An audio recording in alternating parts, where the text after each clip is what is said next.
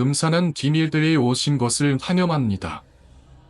오늘은 밤에 이상한 속삭임이 계속 울리는 집에 대한 오싹한 이야기를 탐험할 것입니다. 이야기는 새로운 대학생이 독립생활을 시작하면서 시작됩니다. 어느 날 밤, 게임을 하던 중 아래층에서 시끄러운 소리를 듣습니다. 처음에는 그게 그냥 평범한 소리라고 생각했지만 나중에 그 소리가 자신 외에는 아무도 들을 수 없는 궁중에서 온 것임을 깨닫습니다. 매일 밤, 그 소리는 다시 울리냐, 그로 사여금 상상할 수 없는 끔찍한 진실로 이끌어갑니다. 이야기는 주인공이 새 아파트에서 살며 아래집에서 이상한 속삭임 소리를 듣는 것에서 시작됩니다. 원인을 알아보려 하던 중, 그는 매일 밤 그 소리가 단순한 상상이 아님을 발견합니다. 결국 그는 아래에서 사는 메이 씨를 만나 씨의 죽음과 관련된 끔찍한 비밀을 알게 됩니다.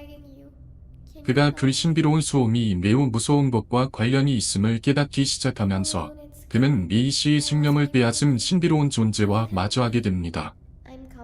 과연 그는 이 신비의 시중년이 될 것인지 아니면 그를 피할 수 있을 것인지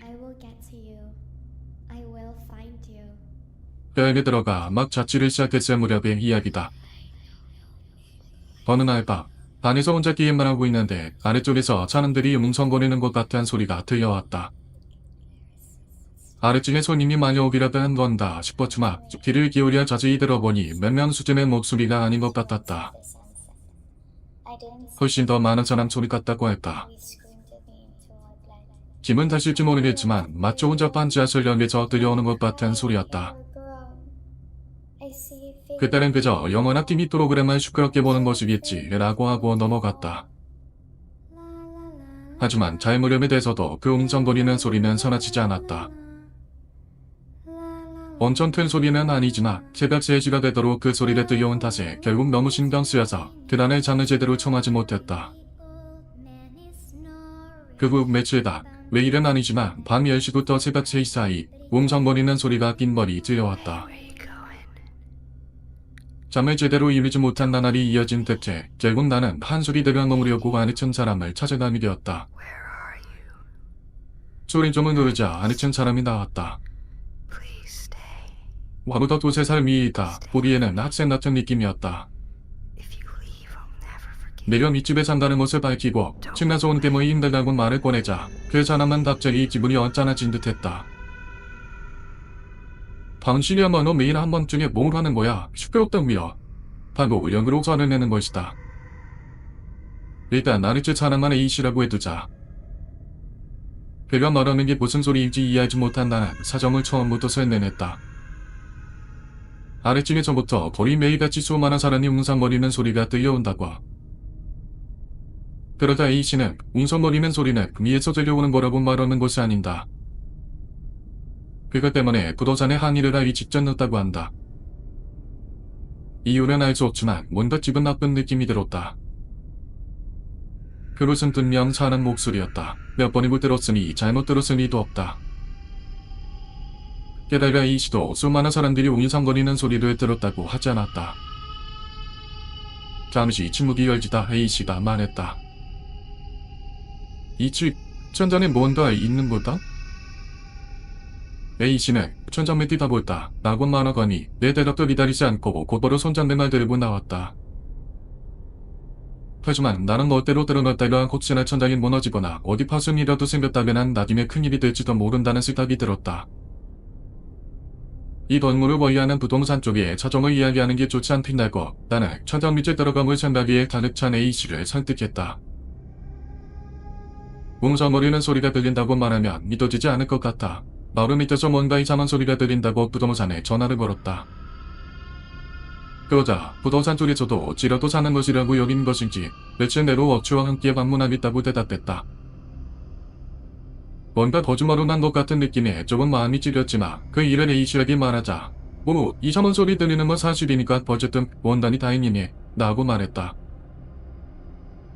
딱히 문제는 없을 거라고 생각했다. 부동산 쪽에서 방문하기로 한 당일 그 일찍 A씨가 우리 집을 찾아왔다. 부동산과 약속한 시간까지 아직 꽤나 연휴가 있었다. 아무래도 A씨는 급한 볼 일이 생겨서 같이 일하지 못할 것 같다고 말했다. 부도산에서 사람이 오면 대처합니다. 영어 열쇠로 사용해 방에 들어가 확인해달라고 나에게 말을 전하기 위해 문도셨다. 그런 걸 직접 전화로 전하면 될 것을 하고 생각하면서도 나는 알겠다고 대답한 뒤 부도산에서 사람이 오기를 기다리고 있었다. 점심시간 조금 전 부도산 쪽 사람이 부재업자와 함께 찾아왔다. 부도산 아저씨가 A씨랑 연락이 되지 않는다며 뭐 들은 거 없나기에 아침에 그가 말한 내용을 전했다. 부도산 아저씨는 조금 곤란하다는 표정을 지었지만 일단 다같이 A씨의 집으로 가보기로 했다. 아무래도 1층과 2층 사이를 조사하려면 A씨의 집 욕실 천장으로 들어가는 것밖에 길이 없는 것 같았다. A씨의 집에 가자 영어 열쇠를 사용하려던 그의 말과는 달리 문이 열려 있었다. 역시 내가 멋대로 들어가면 안 되겠다 싶어 부도산 아저씨에게 맡기고 밖에서 기다렸다. 갑자기 집 안에서 진짜네요? 하는 목소리가 들려왔다.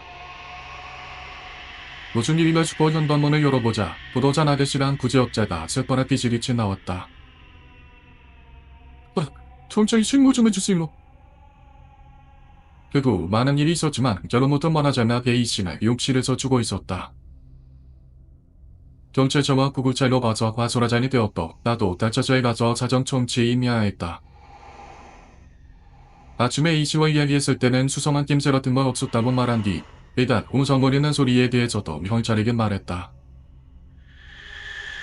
경찰도 그 이야기는 알고 있는 듯한 눈치였지만 뭔가 안 하는 게 있는지 가르치지 않았다. 결국 나에게는 웅성거리는 소리도 A씨의 죽음도 모두 알 수 없는 사태로 남고 말았다.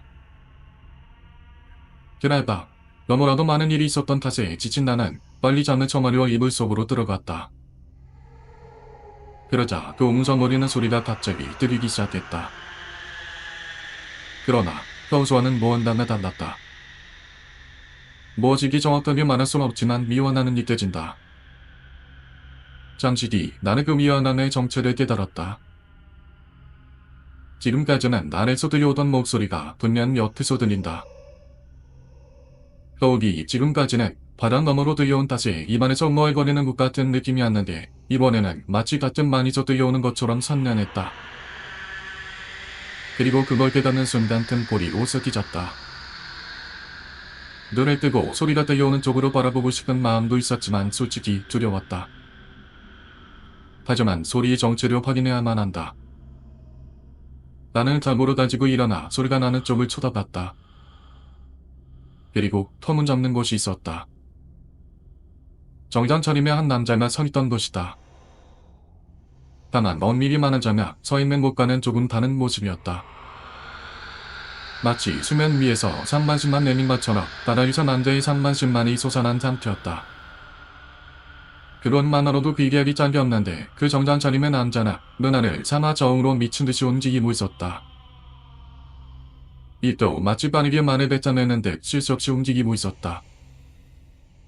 수많은 사람들이 웅성이는 것 같은 소리는 바로 그 입에서 들리고 있었다. 나는 너무나도 상식을 벗어난 광경에 뭔가 어떻게 되는지 모른 채 그 정장 차림의 남자를 응시하고 있었다. 어둠 속에서 눈이 익숙해져 날 너냐 이상한 게 하나 더 눈에 들어왔다. A씨였다. A씨가 바다에서 얼굴만 내민 채 눈을 잔뜩 뜨고서는 전단을 올려다보며 물고기처럼 입을 뻐끔거리고 있었다. 그걸 본 순간 어째서인지 본능적으로 원초만이 위험한 것이라는 직감이 들었다. 나는 제대로 된 판단조차 하지 못하면서도 잠옷 차린 그대로 지갑과 휴대폰만 들고 집에서 도망쳐 나왔다. 그날 밤은 일단 만화방에서 찢어오고 아침이 되자마자 부동산 업체로 찾아갔다. 그런 곳에서 더 이상 살고 싶지 않았기에 바로 이자 절차를 밟을 생각이었다.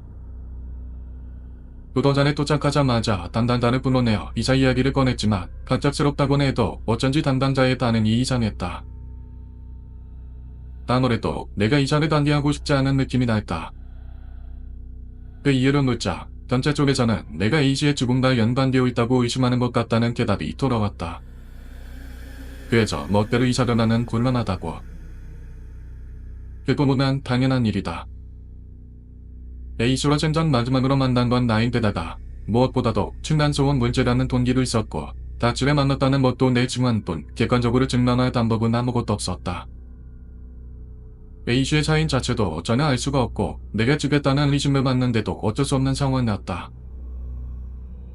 그런 와중에 내가 갑자기 이사를 가겠다고 하면 부동산에서도 이상하게 생각하는 것도 당연하다. 경찰에서도 마찬가지겠지만 난 그 집에는 결코 돌아가고 싶지 않았다. 그런 전체모를 선택한 존재가 나타난 장소에서 다시 마음을 보내야 한다니 도저히 견딜 수가 없었다. 정당 차림의 남자다 A씨 죽음에 어떤 형태로든 관계되어 있는 것은 명백했다. 어쩌면 다음 차례는 나일지도 모른다. 그런 상황에서 집으로 다시 돌아가고 싶진 않았다. 믿어지지 않을 거라고 생각하면서도 나는 전날 밤의 일을 부동산 담당자에게 솔직하게 털어놓았다. 담당자는 내 말을 믿어주는지 알 수 없었지만 일단 재량으로 판단할 수 없으니 경찰에게 가봐야 할 것 같다고 대답했다. 어쩔 수 없이 나는 전날 경찰에게 받은 명함을 보고 전화를 걸어 경찰서로 찾아가기로 했다. 경찰서에 도착해 나는 부동산 담당자에게 했던 전날 밤 이야기를 그대로 다시 했다. 당연하다는 당연한 일이지만 내 말을 믿어주지 않았다. 오히려 이 자식을 무슨 헛소리를 하고 있냐는 듯한 태도였다. 연일 이어진 수면 부족 때문에 식량이 온통 곤두서 있던 나는 발작적으로 소리를 지르며 경찰관에게 집 열쇠를 던지고 말았다. 그럼 니런이 거기서 또 묻어보던다. 지금 생각해보면 온통한 소리를 하면서 갑작스러운 요구를 한 내 잘못이었다.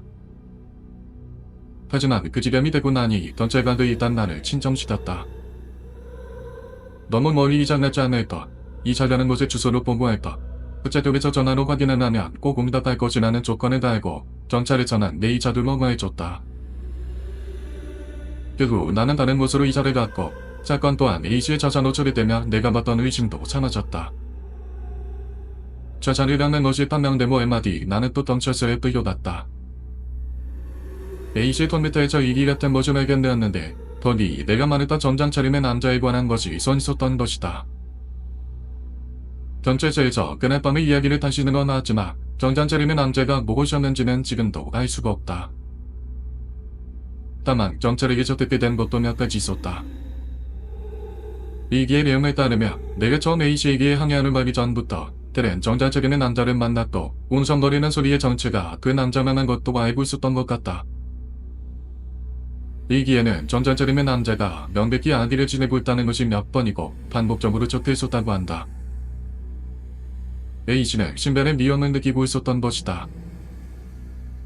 거기까지 알고 있었음에도 불구하고 왜 그는 내 앞에서 아무것도 모르는 듯한 태도를 취했던 걸까? 경찰은 더 이상 아무 말도 하지 않았지만 어쩌나 그 천탄 속에는 뭔가 숨겨져 있던 것은 아닐까? A씨는 그것이 무엇인지도 알면서도 어떤 의미에서인가 나를 끌어들이려고 했던 것이 아닐까? 이제 와서는 그 무엇도 진상은 알 수가 없다.